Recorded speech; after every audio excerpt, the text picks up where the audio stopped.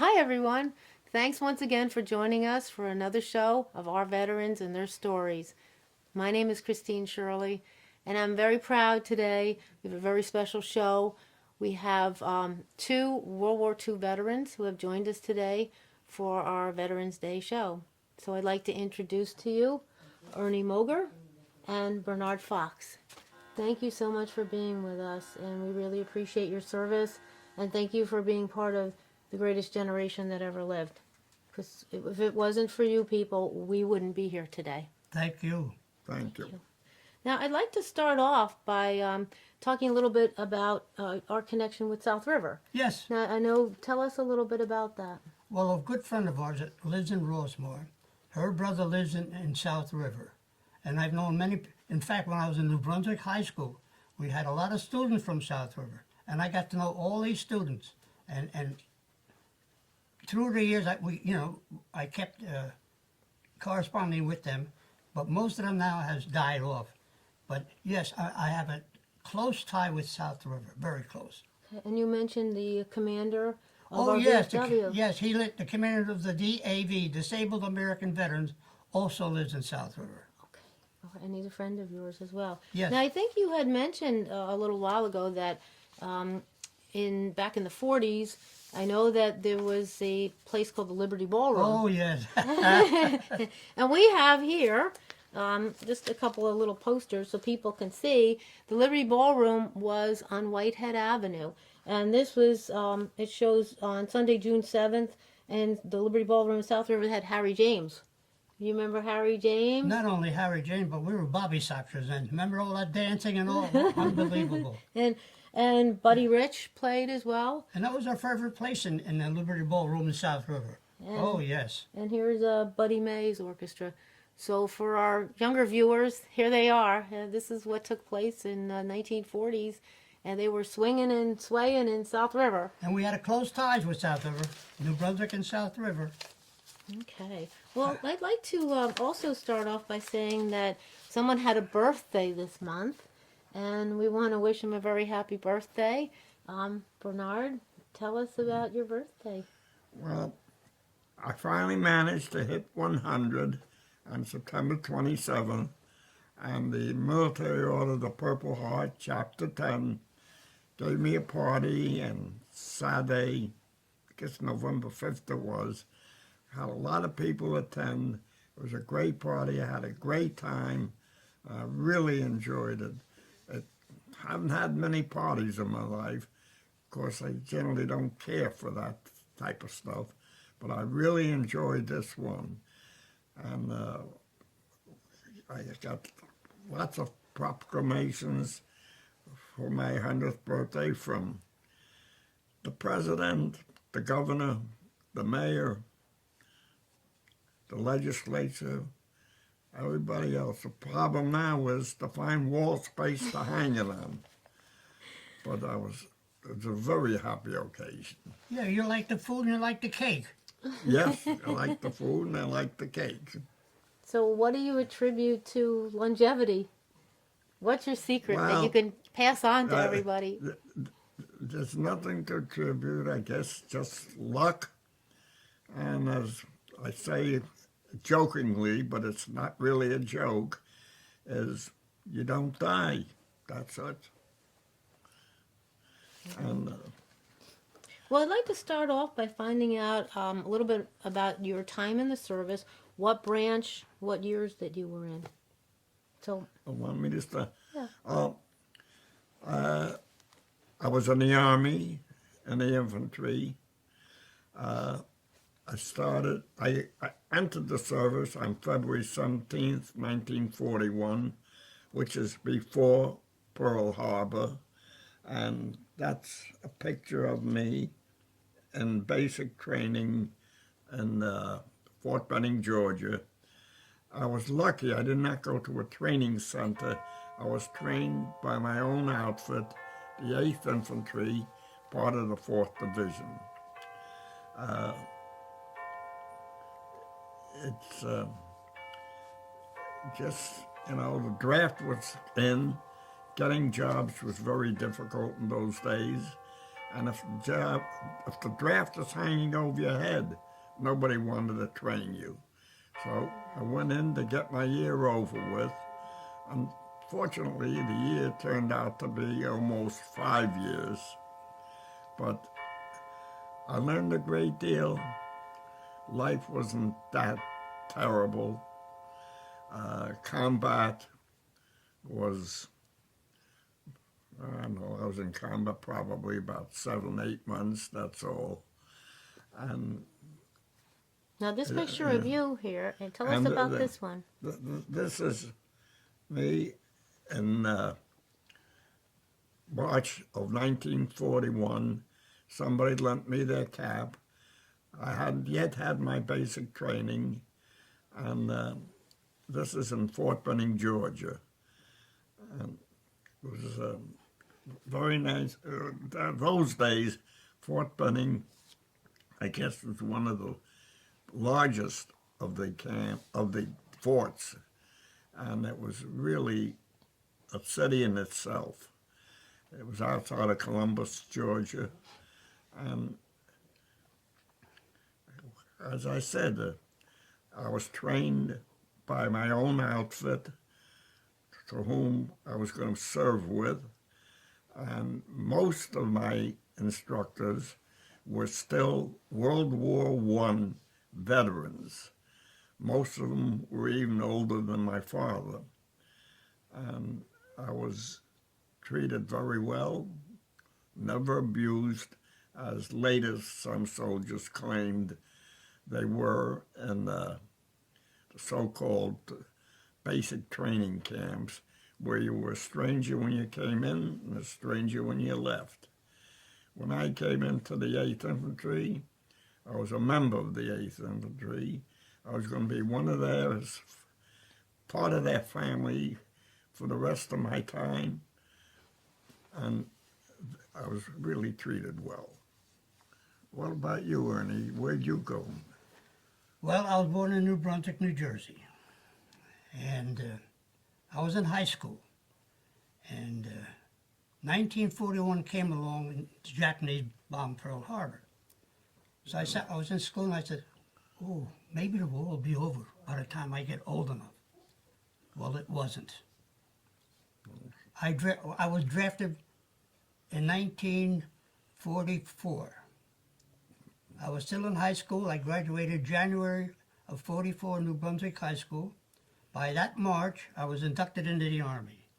And I took my training in Camp Landing, Florida. First, I went to Camp Dix, and I was there for maybe about a month.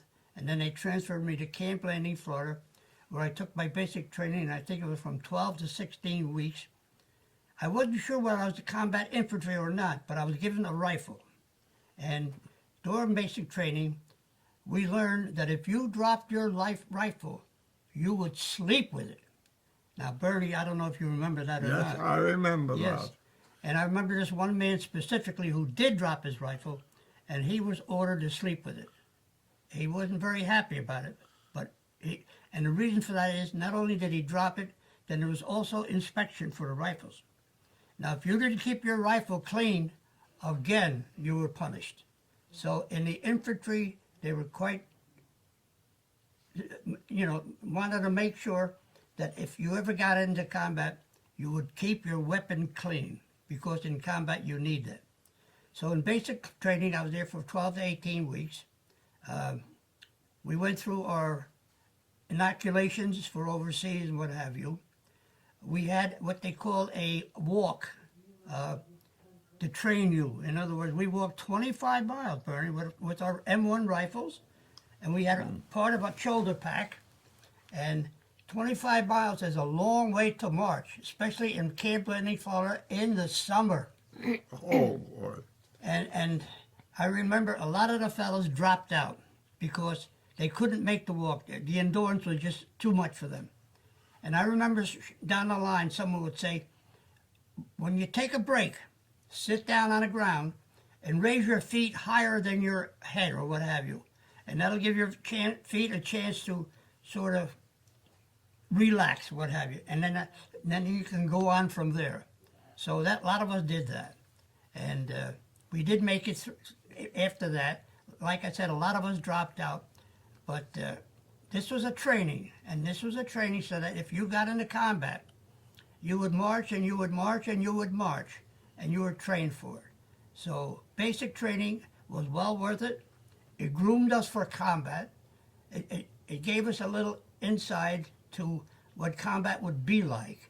So not that I honored basic training, but I thank basic training for making a man out of me and to be able to go into combat and fight and live.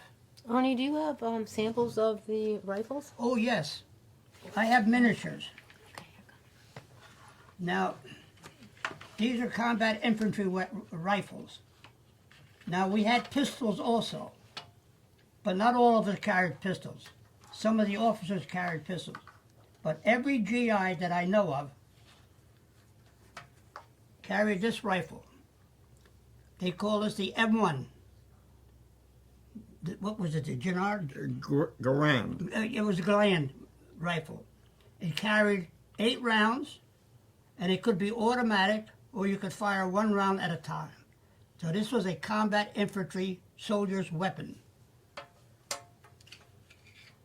This is a little carbine. It's not as accurate as the M1.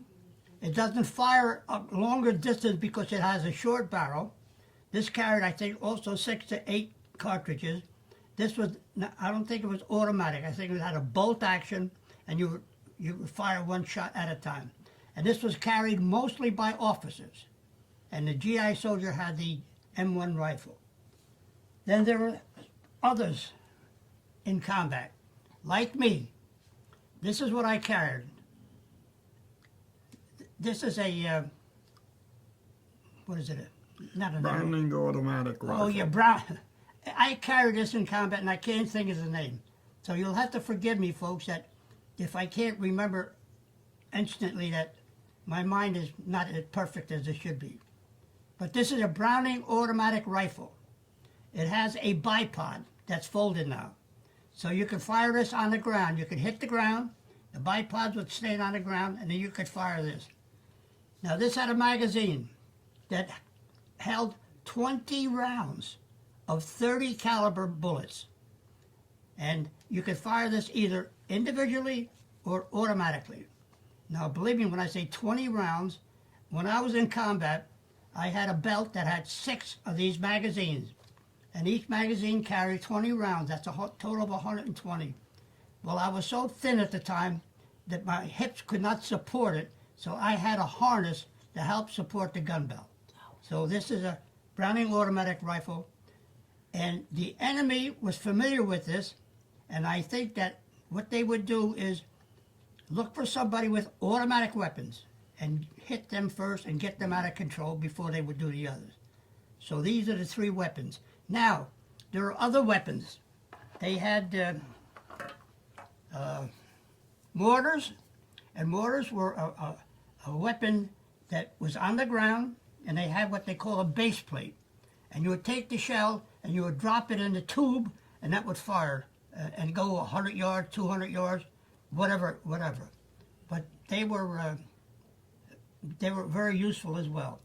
Then we had the cannons, and the cannons was a big artillery. And then we had the sidearms, which were the 45 caliber pistol. Now there might have been some other weapons that we carried in World War II, but these are the ones that I remember the most. And these were lethal weapons, and these are the weapons that if you did not keep them clean and they didn't fire, your life was at stake.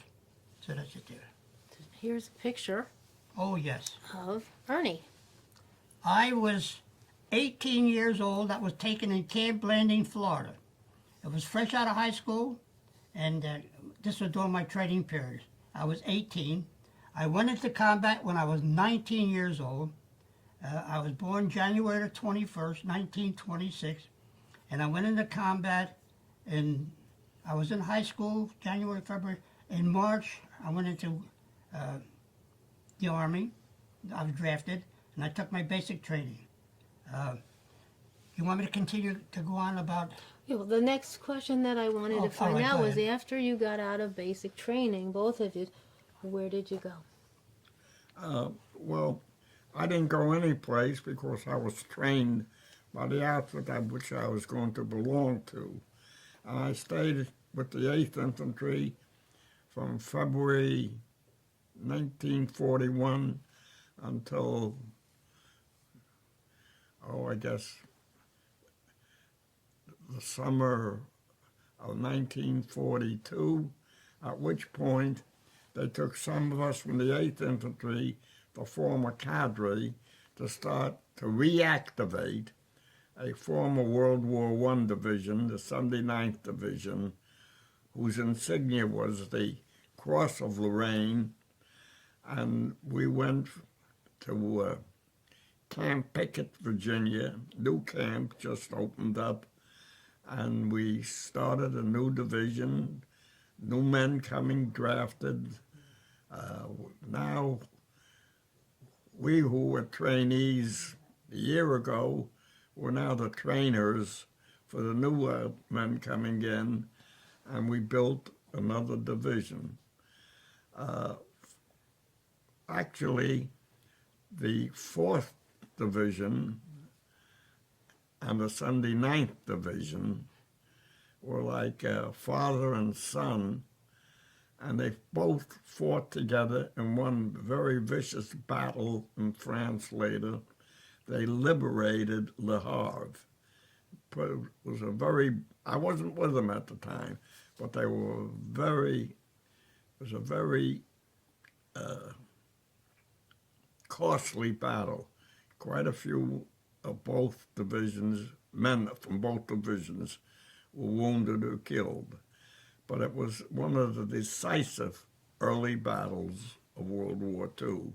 Because once Le Havre was cleared, the United States had a large port city in which to run their troop transports, to run food transports, to actually feed the people. And I left the 79th Division to go to school at the University of Pittsburgh, where the Army was teaching me German and military government. But I was there about 6 months, and from there, back to the infantry finally, and then overseas into combat. And how about Where you, you Ernie? go, Ernie? After I finished my basic training in Camp Leone, Florida, I went to Wisconsin. I was transferred to Wisconsin, where we formed a 76th Division in Wisconsin. We were getting ready for going overseas, and we stayed in Wisconsin, I think, about 2 or 3 months, where we, as I said, where we formed a division, and then from there, we were shipped to Camp Miles Standish in Boston, where we parted for overseas. Now, this was Thanksgiving Day in 1944. So we shipped overseas, and we landed in Le Havre, France. Now, France had already been liberated. And when I got there, it was after the Normandy landing. I got there, and our division was billeted in England, where we stayed for England for a while. And I can remember while I was in England, the Battle of Normandy was going on. So I was not in the Battle of Normandy. After viewing pictures of the Battle of Normandy, I said to myself, oh my God, what a loss we took in the beaches of Normandy. We lost thousands and thousands.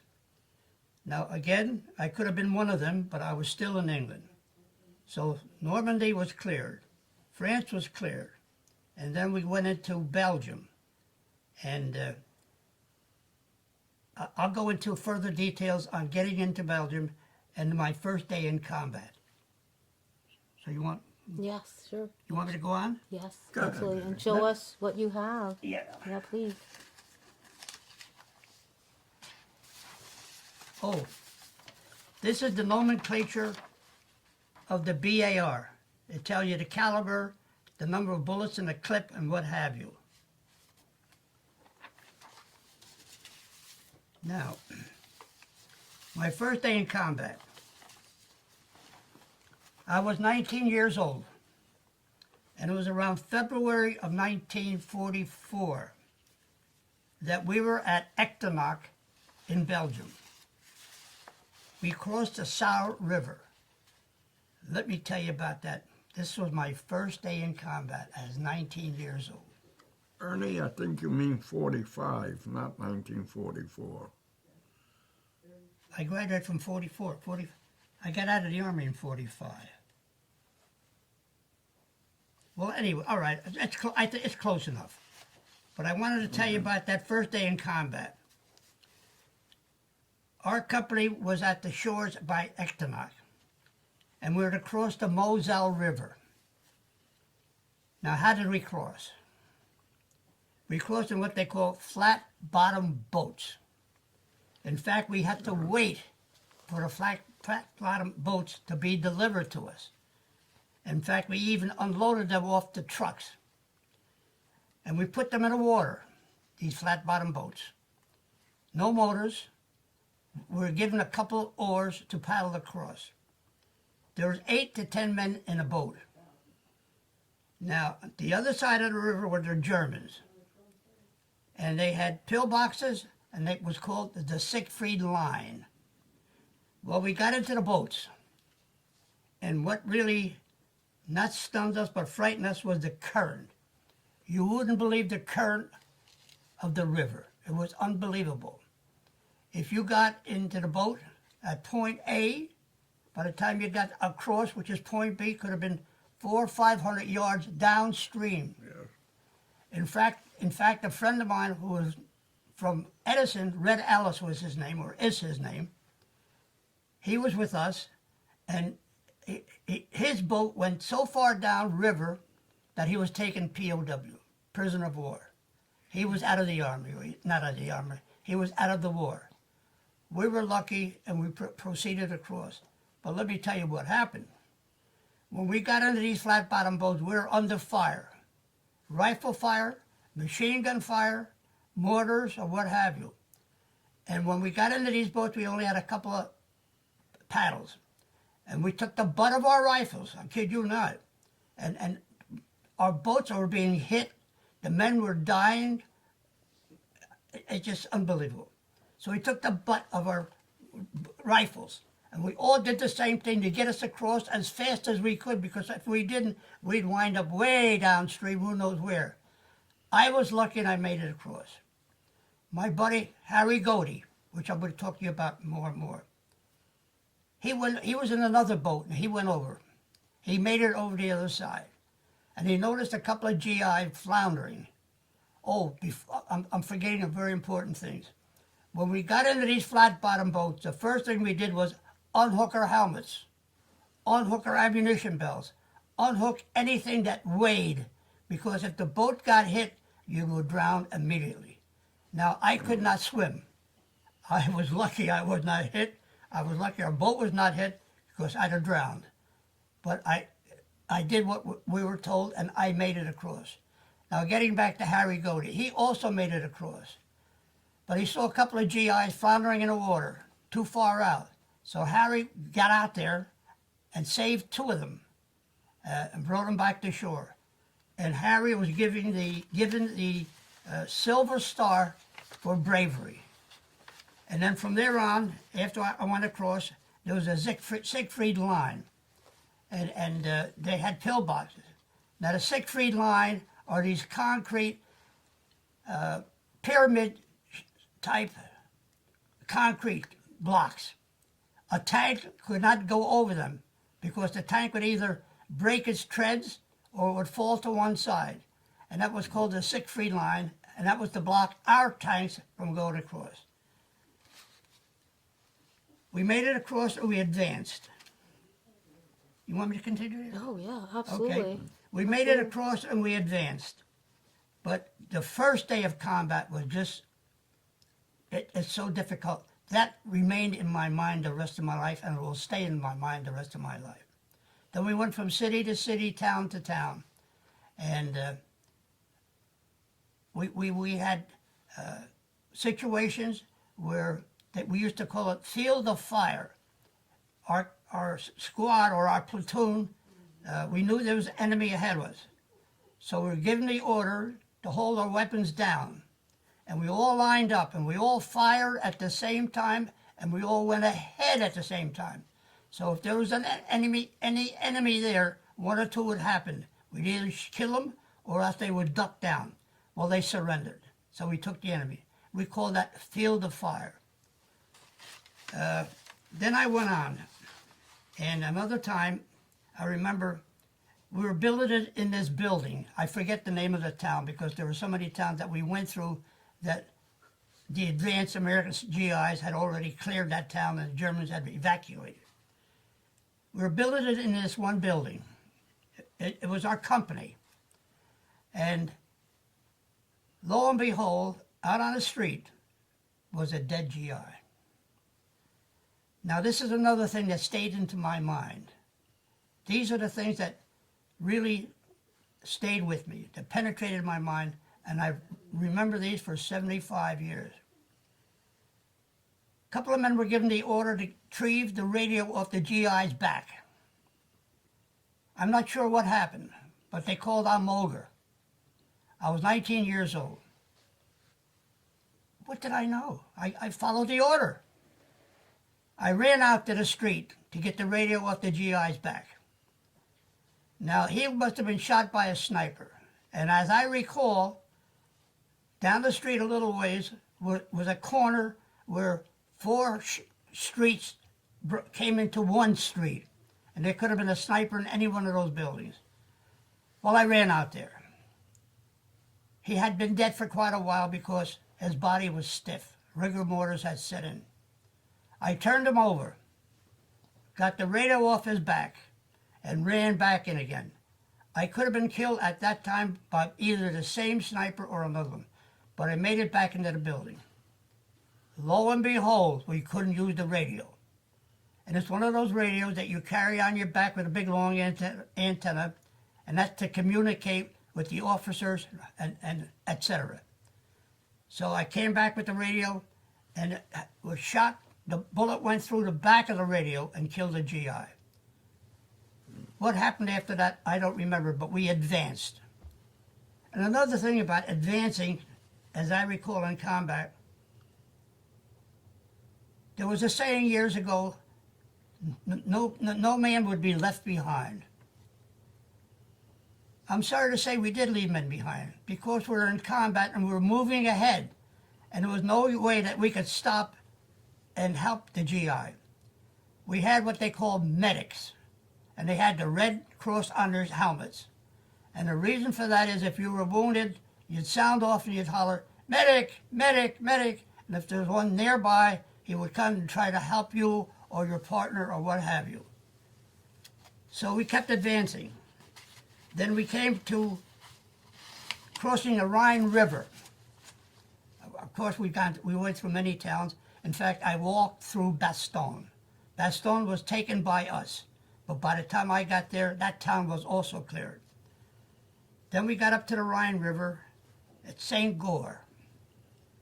And St. Goar overlooked the Rhine River, and on the other side of the Rhine River was Germany. So we were billeted in St. George on the Rhine, on the side of a mountain. And Harry Godey and I had been buddies for a long time. We stayed together and what have you. In this building was a coal mine, and had these coal mine trucks or what have you. And we were standing guard on there to prevent the Germans from coming back over the Rhine River and then infiltrating us. So Harry was standing on guard duty, and I was to go out and relieve him, which I did. Now there was a castle on the Rhine River closer to the German side. Little did I, or little did Harry, ever dream that there would be a sniper in that building. So I walked out there, and I'm talking to Harry, so on and so forth, and how you doing? Okay. Harry was standing in front of me, and I was standing behind Harry. A shot rang out. And when that shot rang out, it hit Harry in the calf of his leg, and being that I was behind Harry, standing a little bit taller, it caught me in the side, in the groin. And the German got 2 for the price of 1. The sniper was in this building. Yes, he was in that building on the Rhine River. Yes. I mean, he was good because he got the 2 of us. Do you have that picture that you had, your friend drew?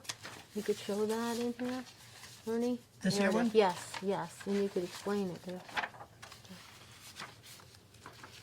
Okay, that's a castle on the Rhine. This is the Rhine River. This was the town of St. Goar. The day before we crossed that, this is where we were billeted. This is the building where I was shot. Before we crossed the Rhine River, our squad came down into St. Goar, and we were looking for Germans to see if there's any Germans down there. Well, there were no Germans. So we stayed there. We went back up again. Now, I have a picture. The one in the book? Yeah, the The book is right down here. Oh, There you go. you know, this is remarkable. When we were standing there on guard duty, somewhere along the line, I went inside this building. And on the wall was a picture. I'm trying to find it in this booklet here. Do you want me to try to find it for you? Take your time, Ernie.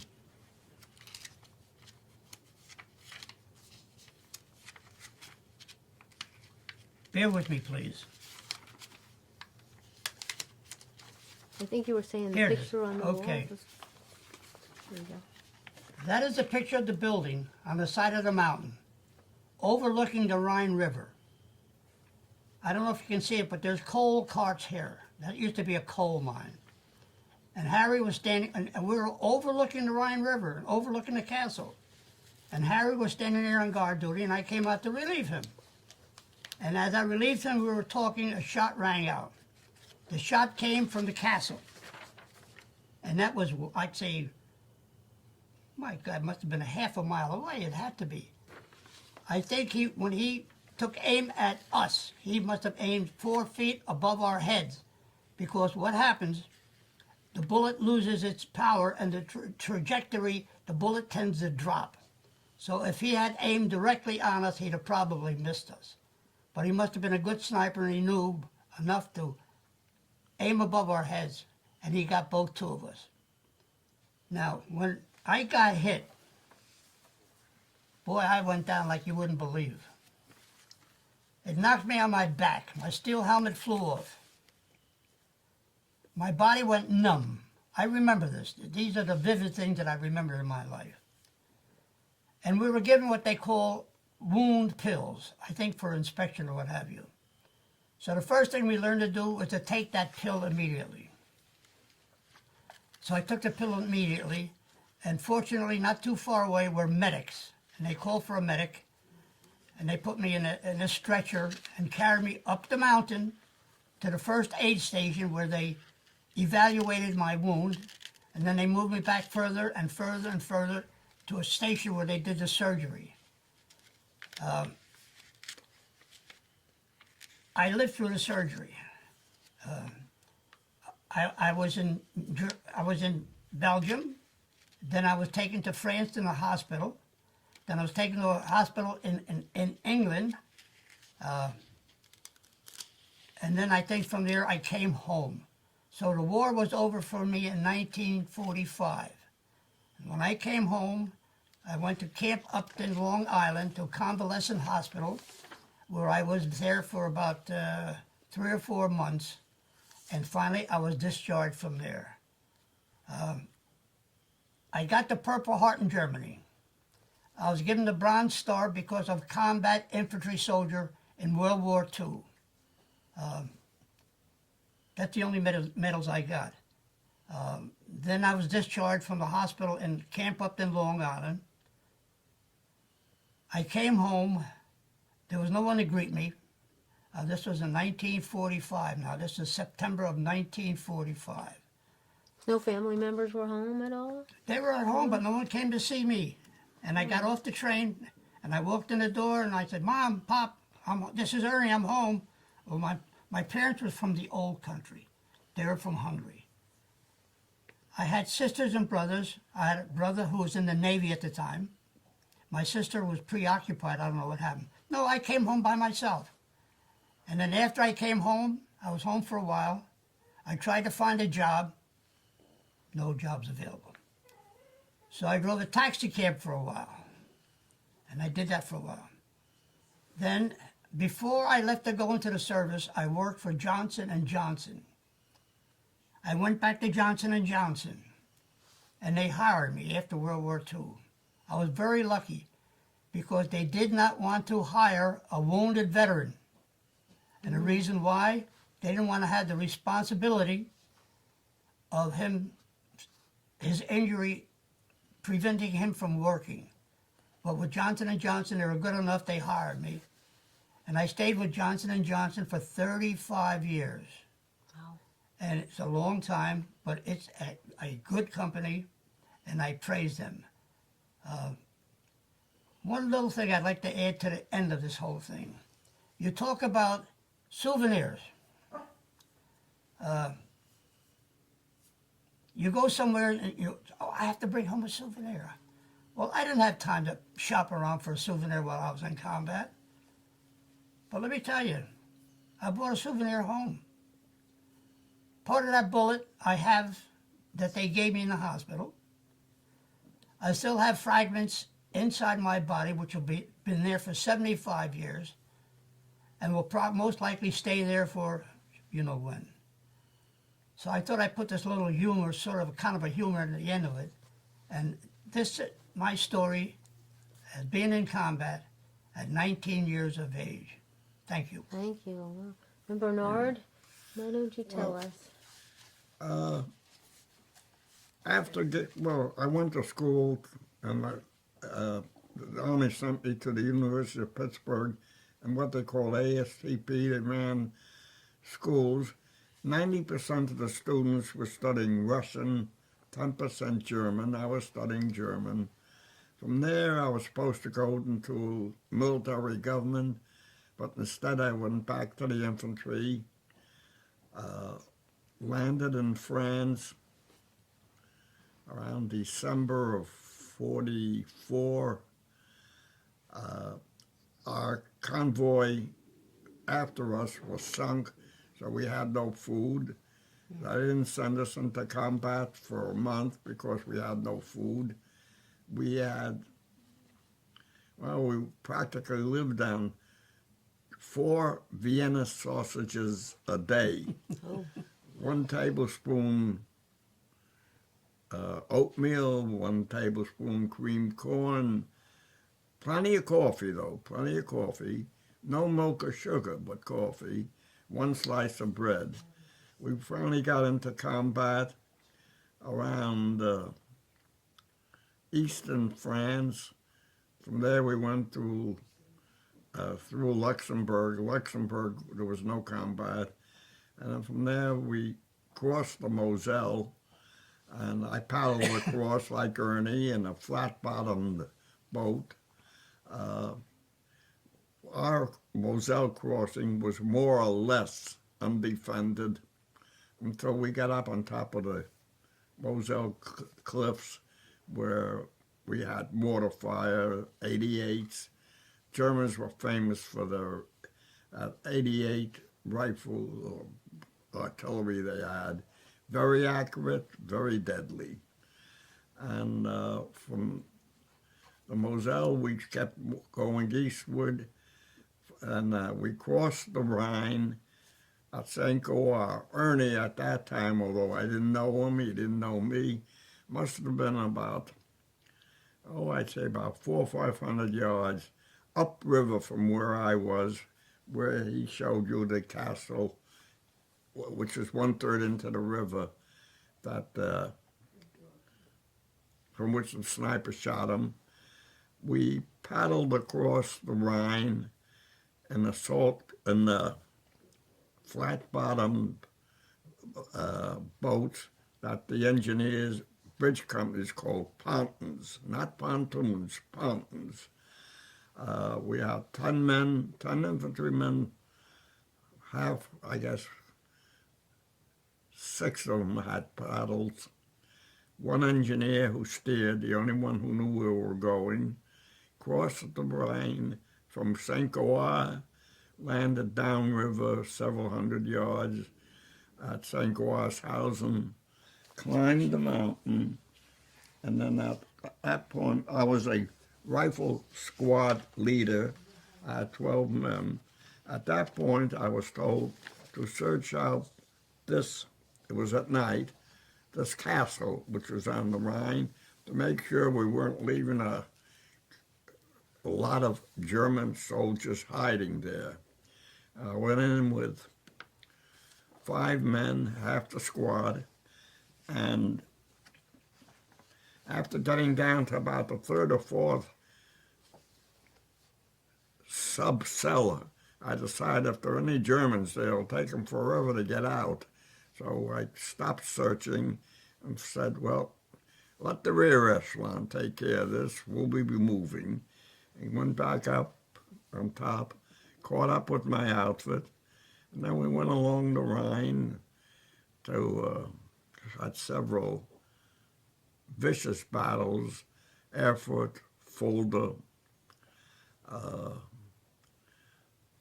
Then we got on trucks and were moved around to someplace else. I never had any idea. The Germans, but the Americans had very poor maps.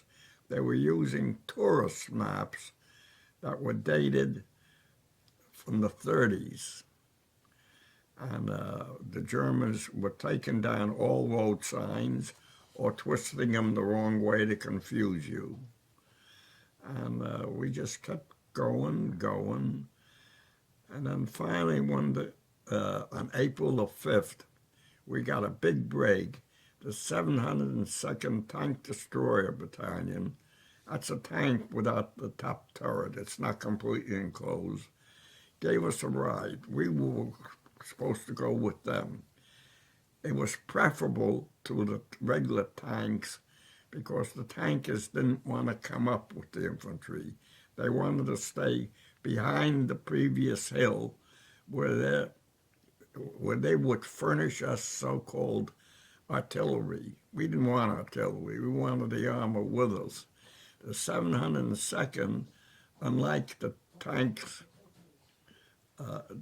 divisions, wanted us to stick close to them, to be their eyes, because in the town they cannot look around the corner.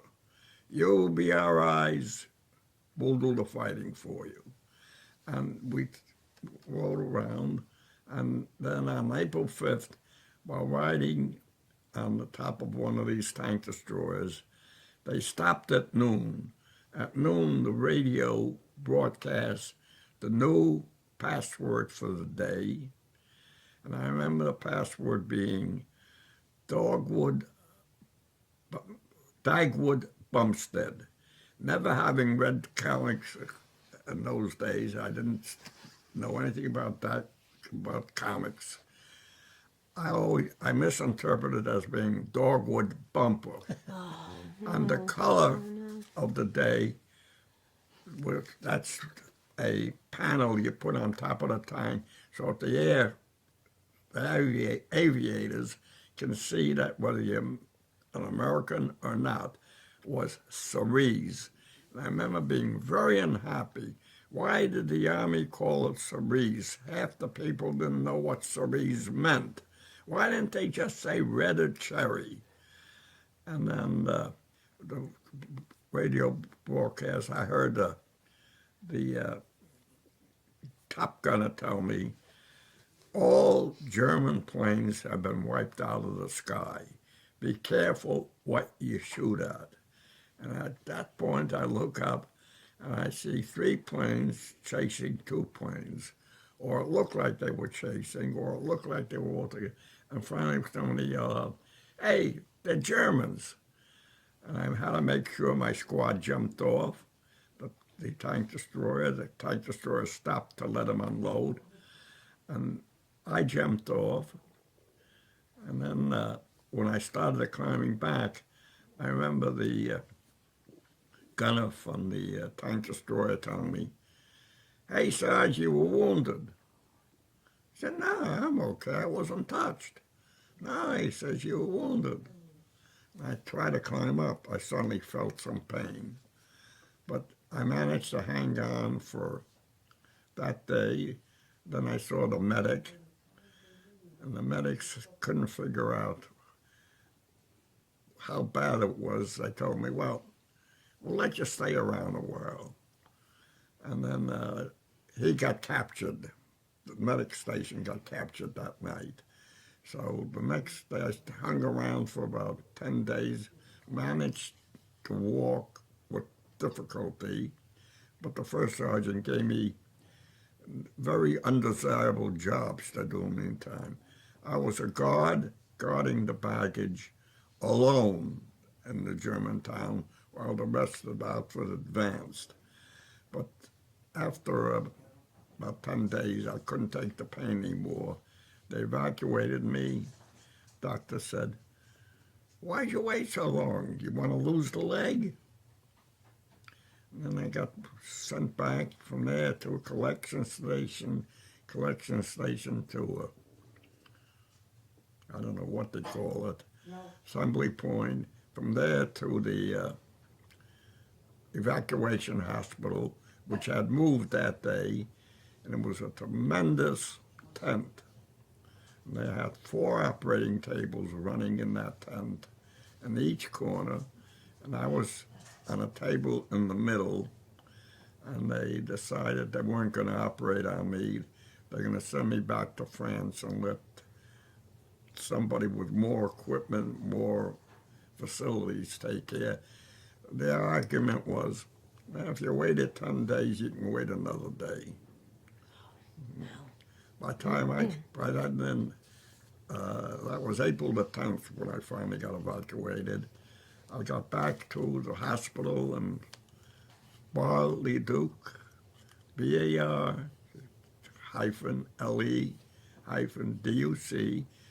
in France. And remember, they took x-rays and stuff, put a cast on, and then the doctor told me on the Monday afterwards, he says, "I have good news and bad news." I said, "Okay, give me the good news." Good news is we don't have to amputate. The bad news is you're going back to the infantry in 6 weeks. Wow. I told him, no, that's good news and good news.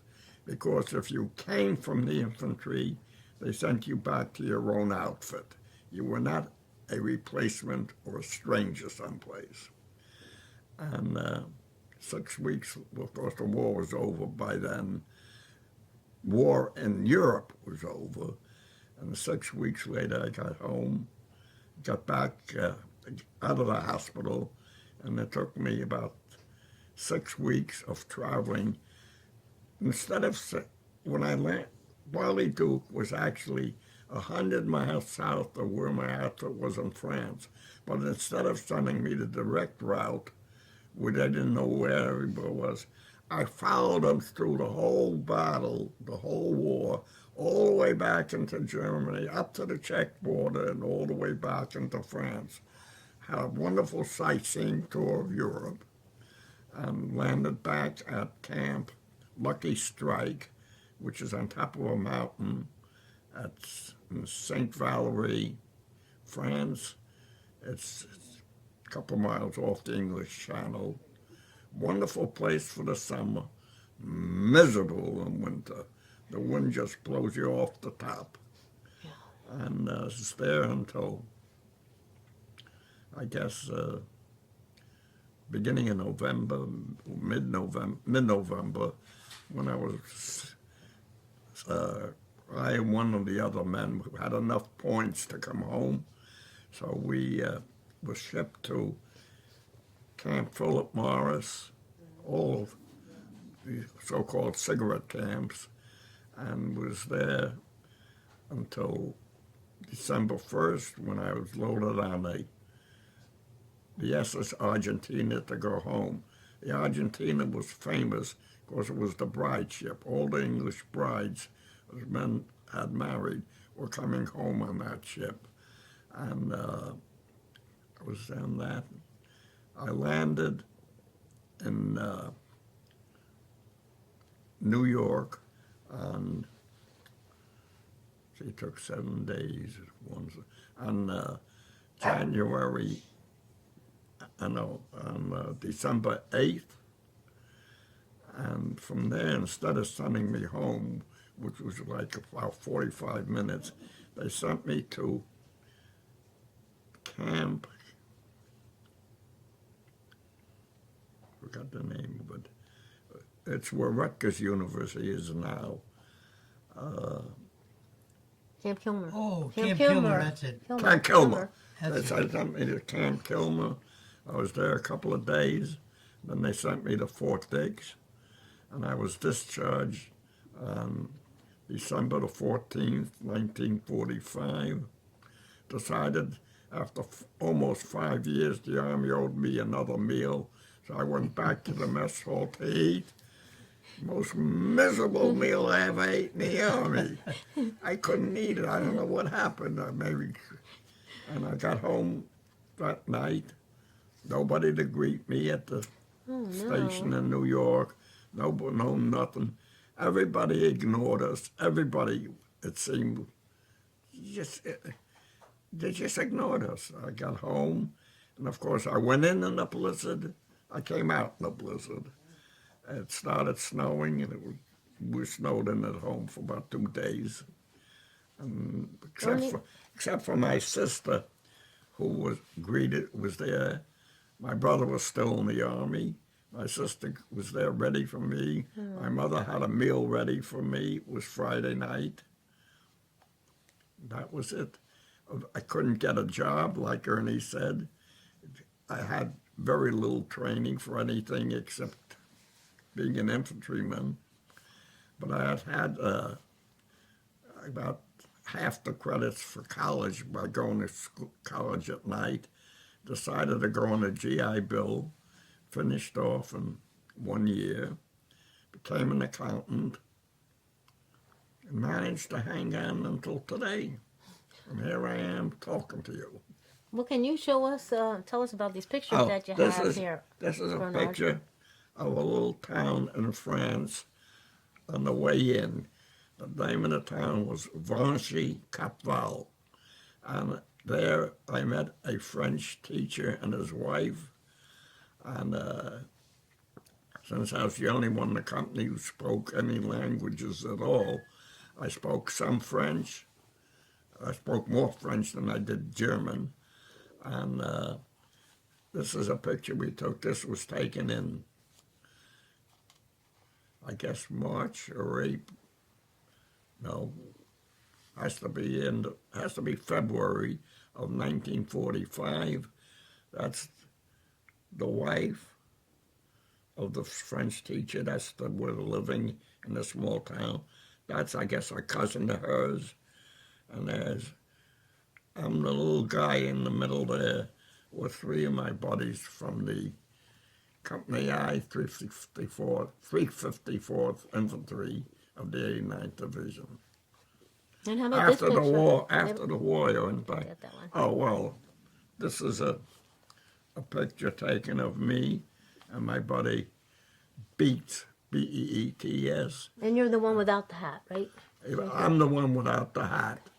On a pup tent on our way to the Louisiana maneuvers of 1941, pre-Pearl Harbor. Pre-Pearl Harbor. And how about this? We were talking a little bit about some of the pictures you Oh, had. You're in this book. Yeah, well, you can't see one of them. This is the road that Ernie went down before he got wounded. I don't know if you can get it.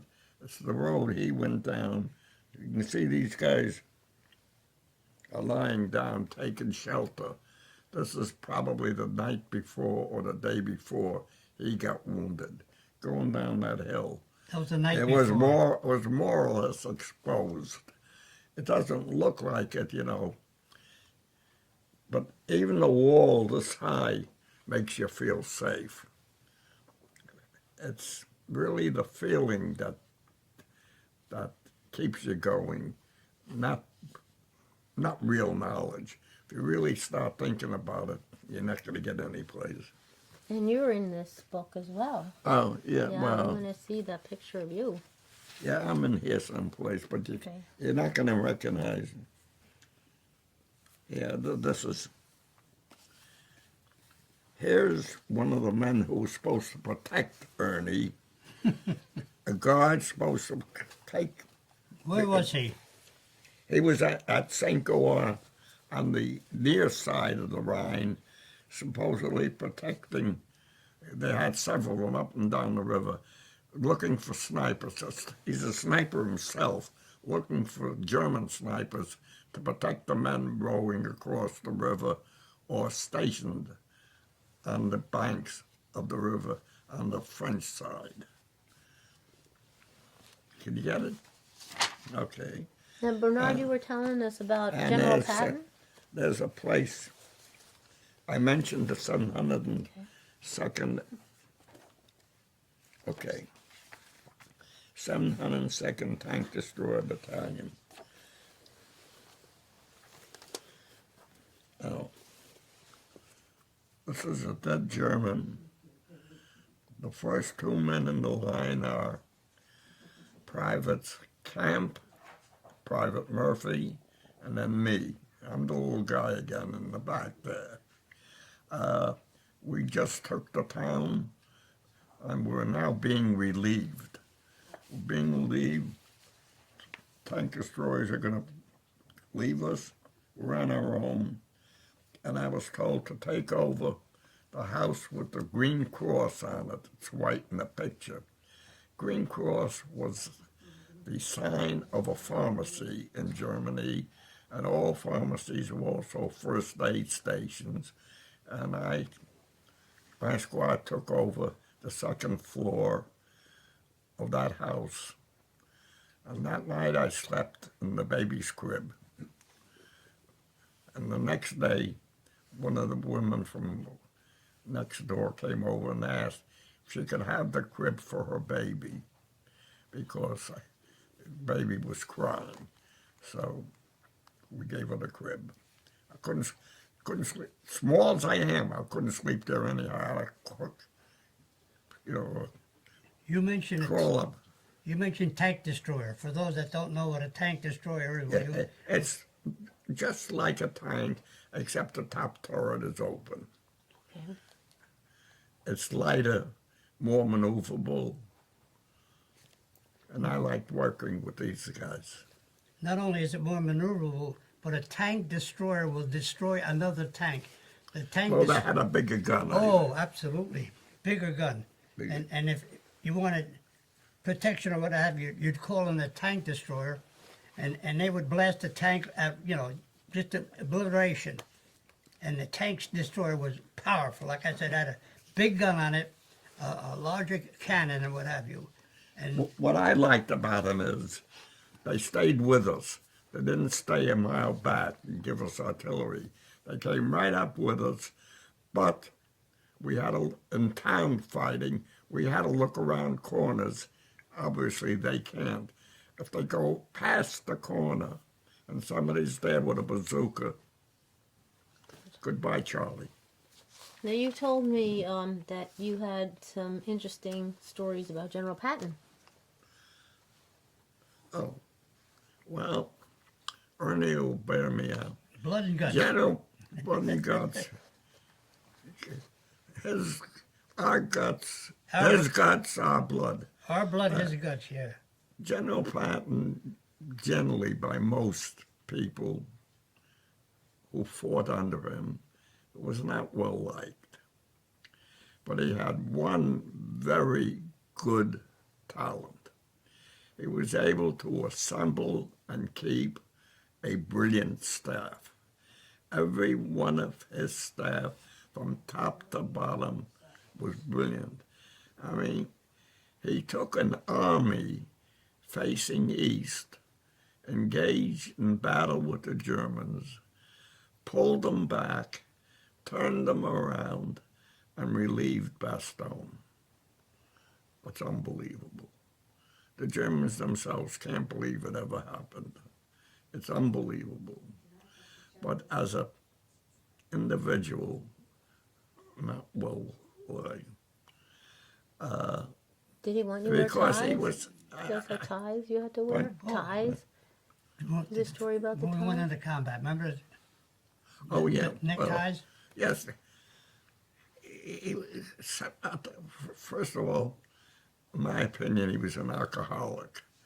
But as I said, had that one great talent. But he had some of the world's worst rules. When I got back wounded and got to the hospital, the nurse emptied my pockets. She found a necktie in my pocket. She says, "What are you doing with a necktie in combat?"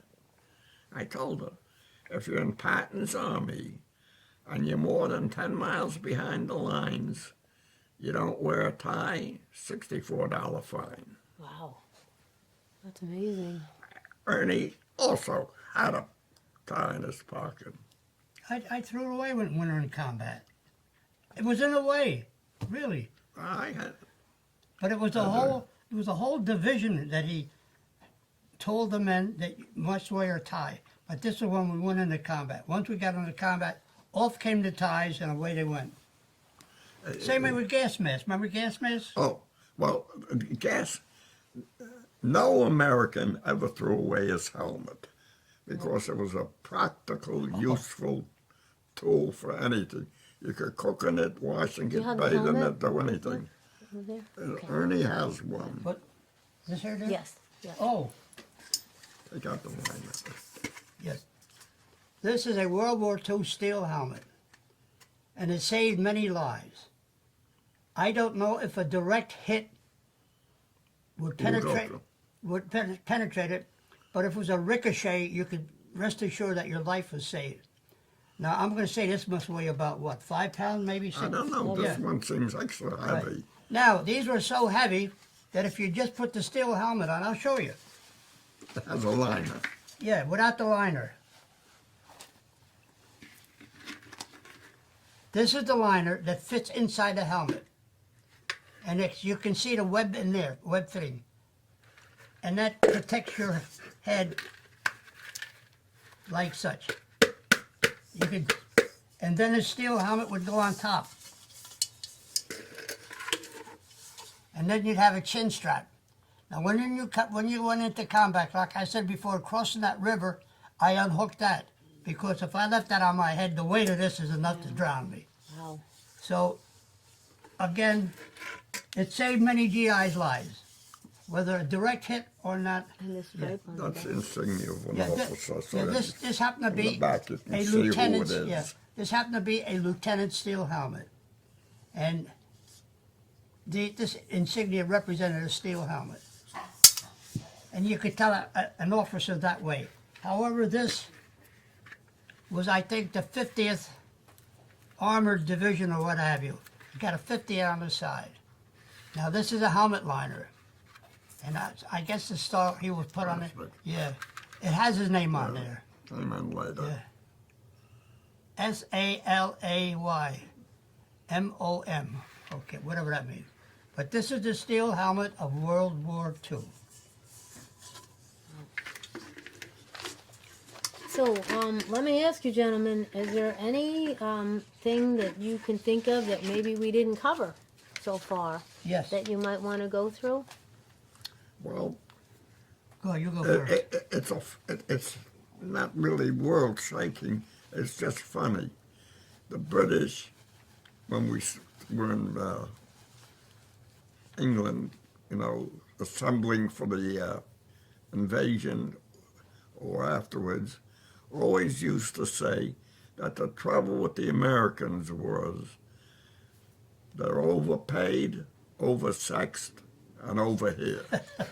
And we used to answer, the trouble with the British is they're underpaid, undersexed, and under Eisenhower.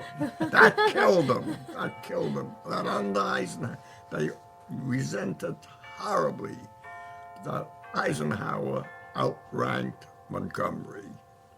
Montgomery was famous for being, quote, Late. one bridge on 30 days late for any battle, because he prepared so meticulously that by the time he had his battle plans drawn, the situation didn't exist anymore.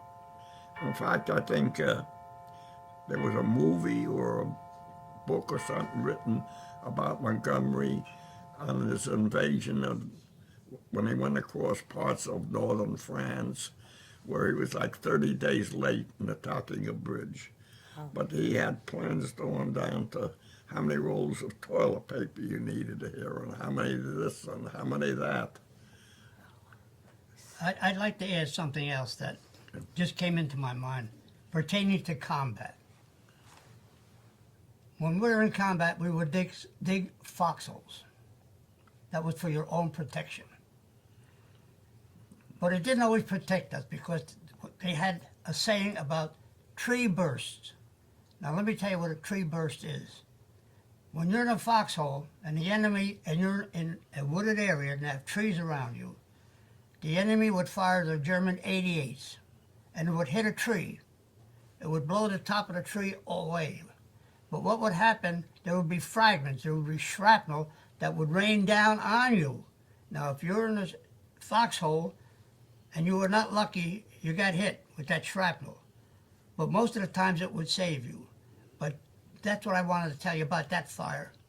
Then there was another one where there were instances where you can hear the cannon shells going over. They go, shh, then you hear boom.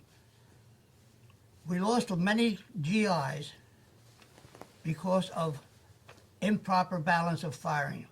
What did they call it when they fired on us, Bernie? I can't think of the name now. And they dropped the shells on us? Friendly fire. Friendly fire, yeah. Yeah, we used to call that friendly fire, where the enemy... Long range. Yeah, the long range, and the shells would drop on us. And we lost a lot of men because of friendly fire. But I just wanted to mention friendly fire and tree burst. Anything else? No. Nope. How long have you both been members of the Military Order of the Purple Heart? I started in the very beginning, I'm going to say 25, 30 years. We've moved several times. We do not own our own building. We were not fortunate enough. We didn't get enough money to purchase any building or what have you. I was hoping that maybe through contributions that people would say, well, you men are honorable and you deserve some help. So if you can help with donations and we can build a Purple Heart, we have the foundation, but we need a Purple Heart building. Is that right? Yeah, We don't have our own building. Never gonna happen. Well, first of all, I never heard of the Military or the Purple Heart. As I said, I'm from New York until I moved to New Jersey. When I moved to New Jersey, one of the residents who moved in with me, a former Brooklynite who had lived in New Brunswick for the last 30 years before I got here. I got here when I retired 30 years ago. She kept driving me past and showing me somebody with a Purple Heart license plate. He kept bugging me to get it. And I never heard of the Purple Heart Association. I knew about the medal, but that's all I knew. So I applied for it, and they told me I couldn't get it unless I joined the order, because they paid for the plates, for having the molds made. And that was very reasonable for most of these outfits. It was $55, I think, lifetime. Most of them were $55 a year. And I joined in order to get the plates, figuring it'll help me with the police if I ever have a problem. I guess it did. Probably save me a ticket or two. And I've been, and then My brother one day was sitting in the car and Ernie walked by, saw the Purple Heart on the car, went to talk to my brother, and that's how I met Ernie. Oh, My great. brother, who served from December 42 to he got out the day before his birthday to March 11th, 46. Died a few years ago. Oh, I'm sorry. But he lived here with us. My sister and I, my brother, lived together for a while. Do you have a picture of the Purple Heart license plate? Do you know what it looks like? Yes, I do. You do? Yes, I Okay. do. You wouldn't want to take a picture of one. Oh, we can. We can take a picture of one. The only problem is it's in the other room on that table. Okay, we can take some pictures. Okay.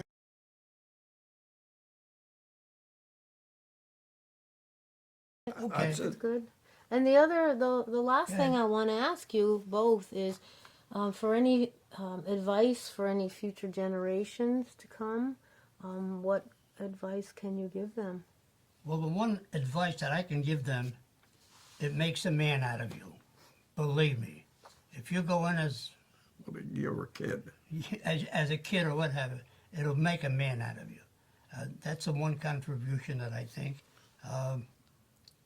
And serving your country. In World War II, we were at war. Yes. Yeah, I was drafted. I'm sorry to say that, but I was drafted, but I was in. We've had some volunteers who went in as 16, 17 years old. That's true. Yes, and they lied about their age because they wanted to fight for their country. Other than that, I can't think of anything else. They gave us food. The pay stinks, excuse me. It was terrible. As a private, I think I made $47 a month. Remember that? The paychecks we got at war? No, I got more than that. Well, you were a staff sergeant. No, no, no, no. Uh-oh. No, in the beginning. You were a staff sergeant. I was only a PFC. In the beginning, we got $30 a month.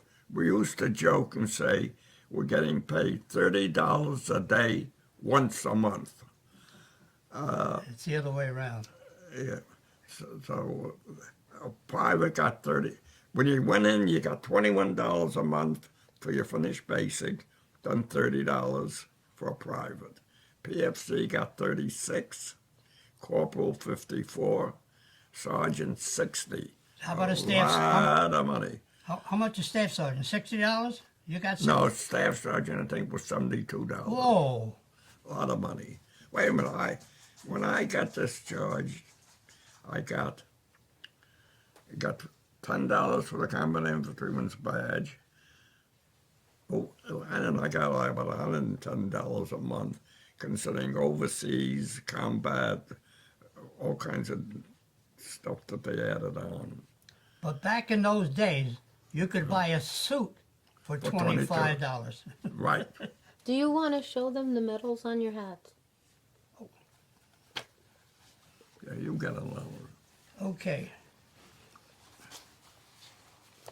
This is miniature Purple Heart, miniature Bronze Star, and this is the Purple Heart insignia. These two are off of my original jackets when I was 19 years old. So these two here are almost 75 years old. These are other pins. This is a Purple Heart stamp.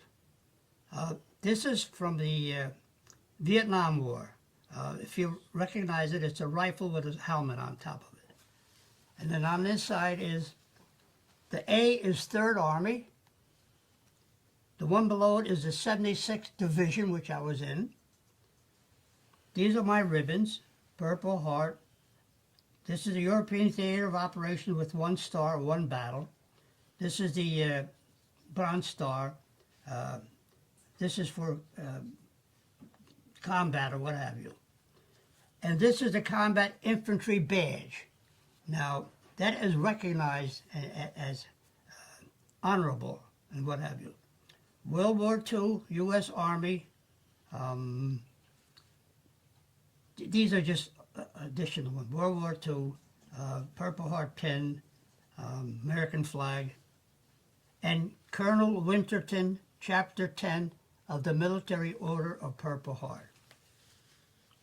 The Military Order of Purple Heart, USA. Thank you.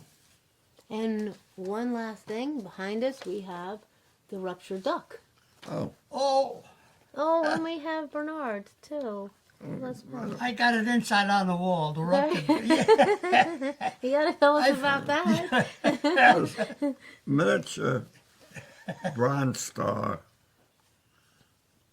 These are all miniature ribbons. The Combat Infantryman's Badge, Bronze Star. This is the American Service Medal, so-called pre-Pearl Harbor Medal, Good Conduct Badge, Purple Heart, American Theater of Operations, European Theater of Operations with 2 battle stars, Victory Medal.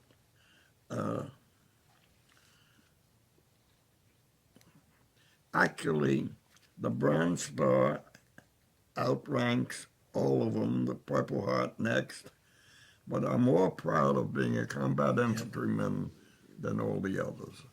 The others are luck. Just takes will. I wasn't going to say guts. What about the Ruptured Duck? With a Ruptured Duck. Oh, I don't have one here. Well, Okay. what- But Matt, tell what it, The Ruptured Duck is was a pin they gave you or a badge when you got discharged when you got to show that you were no longer a soldier, because a lot of us were wearing the uniform for a while. We had no clothes. And it's a picture of an eagle with a circle around it, but part of the circle sort of breaks the wing and comes through it. And it was, I don't know the official name of it, but it was from the very onset was called the Ruptured Duck. It And just did they shows honorable discharge. Discharge. I got one at home. Well, I want to thank you both so much for sharing your stories of the military. It is amazing. I really do. Thank you so much, Ernie. God bless you. And Thank thank you. you so much, Bernard. Thank you. It's Thank you for your It's service. our pleasure. It sort of helped us bring back our youth for a while, right, Ernie? if it hadn't been for you, Chrissy, none of this would have happened. We get together at dinners or what have you. A lot of the men just do not open up. They don't want to talk about the war. I didn't for years and years and years and years. Bernie's the same way. And with this program of yours, you've brought us to the point where we want to tell people about it. We're not sorry. We're honored that we helped our country. You know, I resisted coming. I didn't want to have any part to do with this. It's amazing. Ernie's absolutely right. My brother and I lived together since World War II. It wasn't until about the year before he died about 10 years ago, that he told me about what he did in the Army. He was in the infantry for a while, and then he was in military intelligence. But his job in military intelligence was picking up, bringing over, questioning, and taking back into Germany so-called line crossers. Basically, they were 15 to 20-year-old kids who had a grudge against Germany and were going to tell everything they knew to the Americans. If I thought the infantry was dangerous, what he did was, I would never do what he did. Go alone to pick up a hopped-up line crosser, somebody who's full of dope, somebody who has a grudge against the world, especially his own country, alone. My brother was, of course, was armed with a carbine, which was in a holster attached to his Jeep. And my brother was the world's worst driver. No problem about it. Worst driver. I wouldn't let him drive my car, the gas Ernie. And never told anybody about it until I guess the last year of his life when we realized things were winding down. And I never spoke to anybody about him. And Ernie heard stories tonight that he never heard before from me. I heard his story. It's I didn't. nobody ever thanked me for my service from 1945 when I was discharged until about 1995 when I moved to New Jersey and some police officer at Jackson Mall drove up to my car, saw the Purple Heart plates, and thanked me for my service. I thought I was going to get a ticket for something. I just couldn't believe it. I was just sitting there with my mouth open. He's thanking me for my service. Never happened before. Well, you people. Nowadays, people are thanking me. But Chrissy, I want to say that Bernie and I were in a war. We won our war. We beat the Germans, and we beat the Japanese. So that's one plus A for us, I guess, Bernie. That we won the war that we fought in. Yes. We gave our blood for our country, but and yes, there's people that honor us. You talk to people about World War II, the younger ones. What's World War II? They don't know, Chrissy. They don't know. They don't teach it in school anymore. No. And in time, we're dying off. I mean, I don't know how many more of us are left, but there's not many more of us left. And the World War II is going to die off with when we are all gone. And again, like I say, they don't teach it in school. There are some people that honor you and they say, "Oh, thank you for your service," but we're going to be the what do you get? Forgotten men. Of Well, World War I II. think that's the reason why I wanted to put this show together, because people like you, I mean, if it wasn't for people like you, we wouldn't be here today. I mean, that's something that's so important.